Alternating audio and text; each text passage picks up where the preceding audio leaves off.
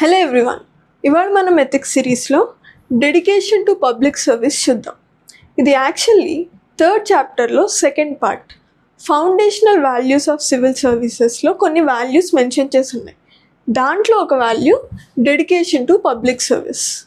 Public service అంటే ఏంటి?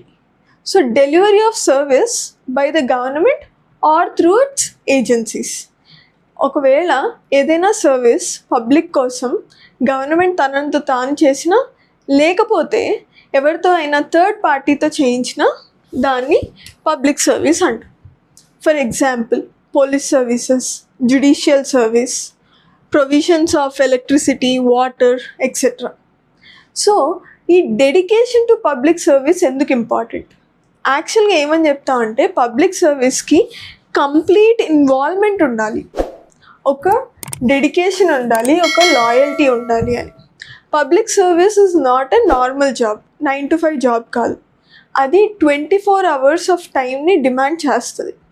And అప్పుడప్పుడు ఎమర్జెన్సీస్ ఉన్నప్పుడు more than what is your office time you have to work. అందుకు దీనికి కంప్లీట్ ఇన్వాల్వ్మెంట్ ఉండాలి అంటారు. సో పబ్లిక్ సర్వీస్ కొంచెం టఫ్ అండ్ హార్డ్. సో దానికోసం కావాల్సిన కన్సిస్టెన్సీ రావాలి అంటే ఒక సర్టైన్ డెడికేషన్ అనేది ఉండాలి, ఒక certain aptitude as well as attitude of dedication ఉండాలి. బేసిక్గా పబ్లిక్ సర్వీసెస్లో ఏంటంటే మనం చేసే పని, if I'm a public servant, నేను చేసే పని చాలా మందిని ఎఫెక్ట్ చేస్తుంది.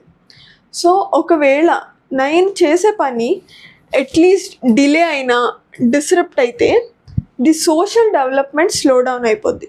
నా ఒకదాని వల్ల చాలా హండ్రెడ్స్ ఆఫ్ మెంబర్స్ ఇంపాక్ట్ అవుతారు.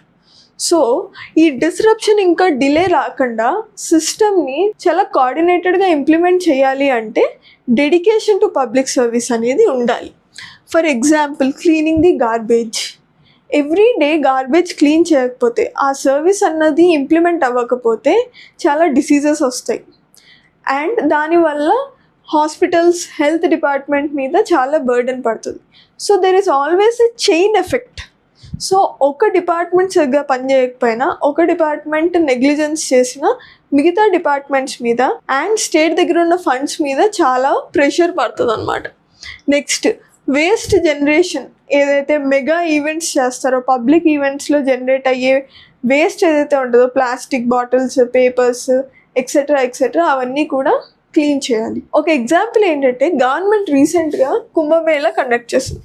కుంభమేళా కండక్ట్ చేసినప్పుడు they had made lot of arrangements. For example shelter homes ఇవ్వడం, దాని తర్వాత స్టాంపేడ్ అవ్వకుండా చూసుకోవడం, దాని తర్వాత వాష్రూమ్స్ని అరేంజ్ చేయడం, అండ్ ఎవ్రీడే క్లీనింగ్ చేయడానికి శానిటేషన్ వర్కర్స్ని పెట్టడం, ఇలాగ చాలా చేయాల్సి ఉంటుంది. సో దేనికోసం ఒక ప్రాజెక్ట్, ఒక టైం లైన్ ఉంటుంది. ఒకవేళ అది ఫాస్ట్ అప్రోచింగ్ టైం లైన్ అంటే బియాండ్ యువర్ ఆఫీస్ అవర్స్ నీకు వర్క్ చేయాల్సి వస్తుంది. That is the dedication to public service. So you may have to give up your family time also. And public సర్వీస్లో dedication ఫ్యాక్టర్కి వచ్చినప్పుడు ఎప్పుడు public interest should be greater than your personal interest. Only then the system can work easily, స్మూత్గా work అవుతుంది. అయితే దీంతో పాటు ఇంకొకటి ఏం అబ్జర్వ్ చేశారంటే private and parallel professions. So government జాబ్ని ఒక సెక్యూరిటీలో చూస్తున్నారు, నాట్ లైక్ పబ్లిక్ సర్వీస్. కొన్ని కేసెస్లో, అన్నీ కాదు, కొన్ని కేసెస్లో it is seen as security and they are doing their parallel professions.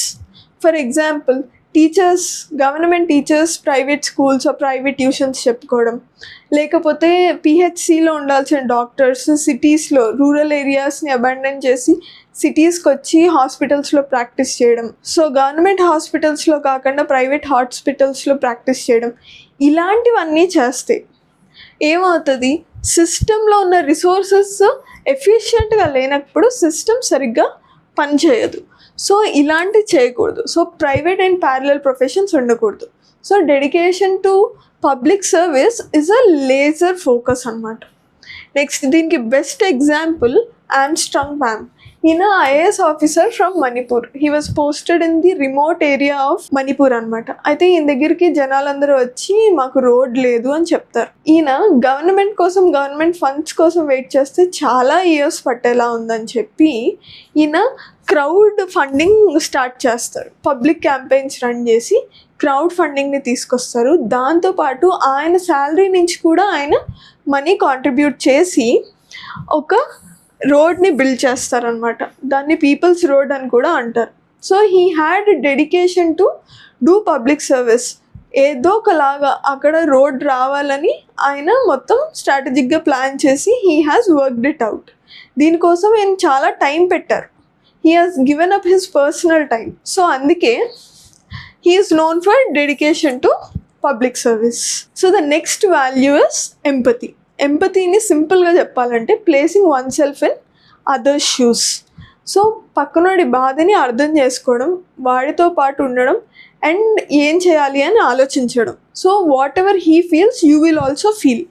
So pen and paper definition of empathy ఏంటంటే empathy is the ability to understand the others feelings and also share thoughts and perspectives of others, especially in situations of distress and difficulty. So ఏదైనా కష్టం వచ్చినప్పుడు పక్కనోడు ఎమోషన్స్ని అర్థం చేసుకోవడం, వాడితో ఫీలింగ్స్ని share చేసుకోవడం, వాడి ఫీలింగ్స్ మనతో షేర్ చేసుకునేలా మనం అకామిడేట్ చేయడం, అది ఎంపతి అనమాట. ఒక సివిల్ సర్వెంట్కి ఎంపతి చాలా important. First, empathy towards public వైపు ఎంపతి ఉంటేనే better policy making and decision making జరుగుతుంది. అలాగే సివిల్ సర్వెంట్ వాళ్ళ ఎంప్లాయీస్తో కూడా ఎంపతిని చూపించాలి, ఎక్స్ప్రెస్ చేయాలి. Because only then the productivity increases. Examples చూద్దాం. బేసిక్గా ఏదైనా న్యాచురల్ డిజాస్టర్ వచ్చింది, అప్పుడు అక్కడ ఉన్న జనాల లైవ్లీహుడ్ అంతా పోతుంది.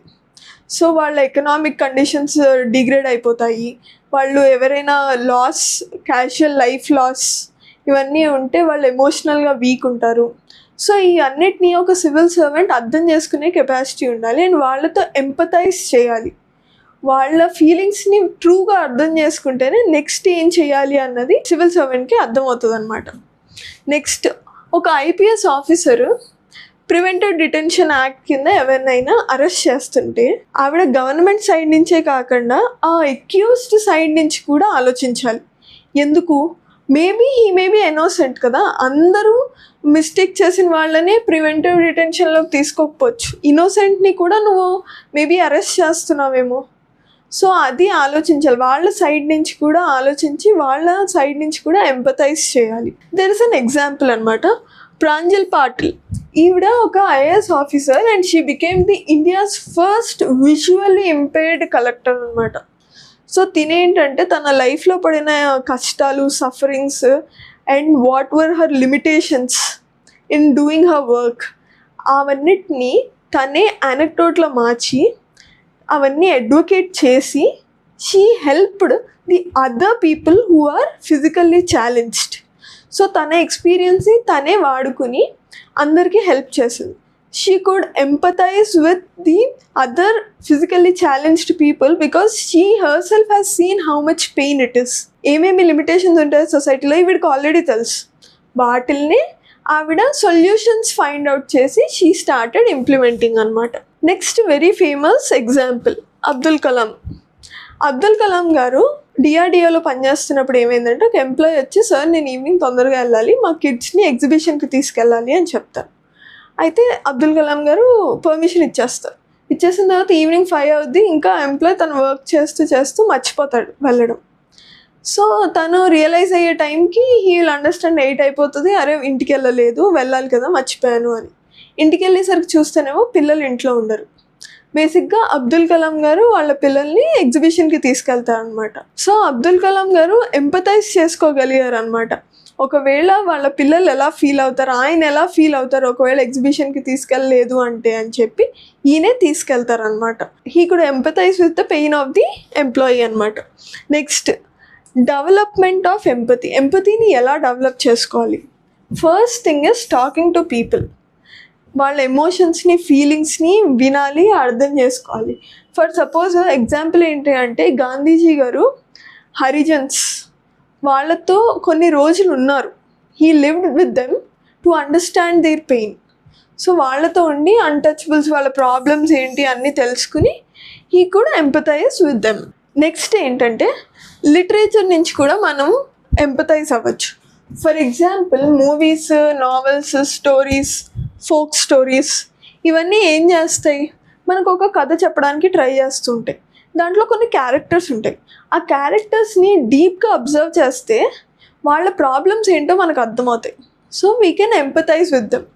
ఫర్ ఎగ్జాంపుల్ తారే జమీన్ పర్లో డైస్లెక్సియా ఉన్న పిల్లలు what are the problems they face అన్నది చూపించాడు.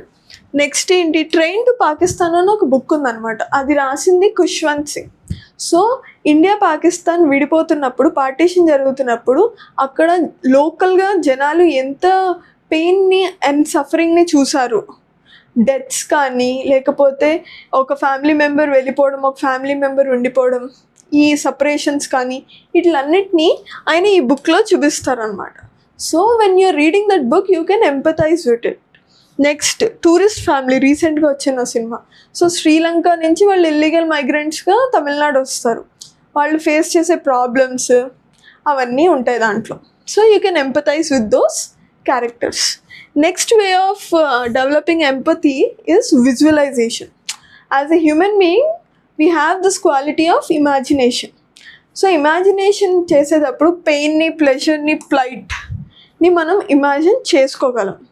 ఫర్ సపోజ్ ఒక వార్ సీన్ని ఇమాజిన్ చేసుకోవాలంటే we can close our eyes and imagine the war scene. Bullets, guns, dead bodies, fighting, దాని తర్వాత లాట్స్ ఆఫ్ వైలెన్స్. మనకు అప్పుడు అనిపిస్తుంది వార్ ఉండకపోతే బాగుండు కదా అని. That is where we are empathising అనమాట. నెక్స్ట్ ఎగ్జాంపుల్ వచ్చేసి బాండెడ్ లేబర్. బాండెడ్ లేబర్ గురించి ఊహించుకున్నాం అనుకోండి, వాళ్ళకి ఫ్రీడమ్ ఉండదు, వాళ్ళకి నచ్చింది వాళ్ళు చేయలేరు, అండ్ ఫుల్ లైఫ్ వాళ్ళ మాస్టర్కి డెడికేట్ చేసేయాలి.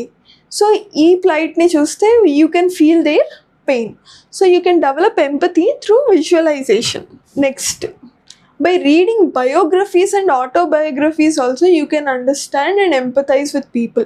For example చూస్తే డాక్టర్ అంబేద్కర్ బయోగ్రఫీ చూస్తే అన్టచబుల్స్కి జరిగే అట్రాసిటీస్, అన్టచబుల్స్కి ఉండే ప్రాబ్లమ్స్ ఏంటి, వాళ్ళని ఎలాగా అణిచివేస్తున్నారు, ఇవన్నీ ఆయన టైంలో, ఆయన లైఫ్లో జరిగినవన్నీ చూడొచ్చు, అర్థం చేసుకోవచ్చు through our imagination. And this will be helping us to empathize and bring solutions. We'll get motivated, inspired అలా. నెక్స్ట్ ఎగ్జాంపుల్ వచ్చేసి సోల్మన్ నార్థప్. 12 years స్లేవ్ అని, షీ వాజ్ అ స్లేవ్. ఎలాగ వాళ్ళ పిల్లల్ని తన నుంచి వేరు చేసేసారు, ఇంకొకరికి అమ్మేశారు, ఇదంతా కూడా ఆవిడ ఈ బుక్లో చెప్తారనమాట. So you can understand their pain. Next example Anne Frank diary. ఇది యాక్చువల్గా World War II టైంలో రాసిన డైరీ అనమాట. వాళ్ళు ఏమంటే నెదర్లాండ్స్లో ఉంటారు వాళ్ళ ఫ్యామిలీ. వాళ్ళు జ్యూస్ అవ్వడం వల్ల వాళ్ళు జర్మనీ నుంచి నెదర్లాండ్స్ వెళ్ళిపోతారు. కానీ నెదర్లాండ్స్లో కూడా నాజీ ఆక్యుపై చేస్తుందని తెలిసి వాళ్ళు దే హైడ్ అండర్ గ్రౌండ్ ఆ చిన్న రూమ్లో ఉండడం, ఎలాంటి ఎక్స్పీరియన్స్ తనకు అయ్యింది అదంతా తన ఈ డైరీలో రాస్తుంది అనమాట. సో ఈ డైరీస్ చదివినప్పుడు we can understand their plight. So next వీడియోలో ఇంకొన్ని వాల్యూస్ చూద్దాం. Thank you.